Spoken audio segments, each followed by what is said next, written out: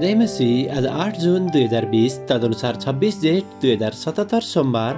आज हामी माथिल्लो कोठाबाट हेर्नेछौँ। आजको शीर्षक छ हामीले जेसुकै गरे तापनि। आज हामी परमेश्वरको वचन कलस्सी 3:15 - 17 पाठ गर्नेछौँ। ख्रीष्टको शान्तिले तिमीहरूका हृदयमा राज्य गरोस्। साँच्चै तिमीहरू त्यसको निम्ति एउटै शरीरमा बोलाइएका थियौ। तिमीहरू धन्यवादी हो। ख्रीष्टको वचन तिमीहरूमा प्रशस्ततासँग बास गरोस्। पुरा बुद्धिमानी साथ एउटाले अर्कालाई सिकाओ र अर्ती देऊ र परमेश्वरप्रति आफ्नो हृदयमा रहेको कृतज्ञता साथ भजन, स्तुति र आत्मिक गान गाओ। कुरा वा काममा जे गर्छौ सबै कुरा उहाँद्वारा नै परमेश्वर पितालाई धन्यवाद चढाउँदै प्रभु येशूको नाउँमा गर। आमेन। लेखक कलस्सी 3:17 यहाँ जोड दिनुहुन्छ। कुरा वा काममा जे गर्छौ सबै कुरा उहाँद्वारा नै परमेश्वर पितालाई धन्यवाद चढाउँदै प्रभु येशूको नाउँमा गर। आमेन। लेखक आफ्नो अनुभवलाई यहाँ यसरी वर्णन गर्नुहुन्छ। जनवरी 1, 1959 म भर्खरै विश्वासमा हुर्कँदै गरेको नयाँ विश्वासी थिएँ र कोरियाको ओसन एयरफोर्स बेसमा मेरो नयाँ कामको निम्ति म जाँदै थिएँ। दोस्रो श्रेणीको प्राविधिक अफिसर भएको कारण मेरो लुगाको बाहुलामा 2वटा धर्को थियो।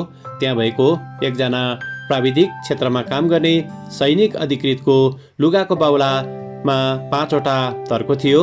जब उनले हाम्रो कागजातहरू सम्हाल्ने कोरियाली महिलाको कानमा अश्लील कुरा भने मैले उनलाई आफ्नो भाषा होसियारी भएर बोल्नको निम्ति आह्वान गरेँ, तर उनले मेरो सुझाव राम्ररी लिएनन्। जब हामी बाहिर गयौँ, ती सैनिक अधिकृतको हवलदार क्रोधित भएर मलाई भने कि यदि म उनको अधीनमा काम गर्न गएँ भने उनले मेरो पेसालाई समस्यामा पार्न पनि सक्ने थिए। जब म उनको रोहबरमा काम गर्न आएँ, तब उनले मलाई निकै ठुलो क्षतिग्रस्त भएको हवाईजहाजमा काम गर्न लगाए। तर मैले यो अठोट गरेको थिएँ कि उसले मलाई जस्तो व्यवहार गरे पनि वा मेरो काम दिक्क लाग्दो भए पनि म त्यो हवाईजहाज बनाउने काम ख्रीष्टको निम्ति काम गरे झैँ गर्नेछु। मेरो विश्वासले मलाई मेरो अधिकृतले भनेका काम बिना गनगन र सकारात्मक भावनासहित गर्न सहायता गर्यो। केही हप्ताको कडा परिश्रमपछि मैले मर्मत गरेको विमानले कुनै समस्या बिनै परीक्षण उडानमा सफलता पायो।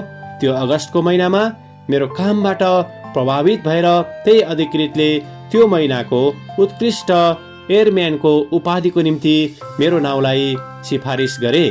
कुनै पनि अवस्थामा ख्रीष्टलाई प्रथम स्थानमा राख्नु र परमेश्वरको योजनामा विश्वास गर्नु नै हाम्रो निम्ति सबैभन्दा उत्तम कदम हो। आमेन। आजको विचार, म जस्तो सुकै परिस्थितिमा पनि ख्रीष्टलाई पछ्याउने छु। प्रार्थना। प्यारो प्रभु, हामीलाई अरूहरूसँग नडराइकन काम गर्न सहायता गर्नुहोस्, ताकि हामी जहाँ भए पनि हाम्रो विश्वास अनुरूप जिउन सकौँ। येशूको नाउँमा आमेन। आजको लेखक Gordon B Rose, Indiana, America. आजको प्रार्थनाको विषय आफ्नो वरपर ख्रीष्टलाई नचिनेका मानिसहरूको निम्ति।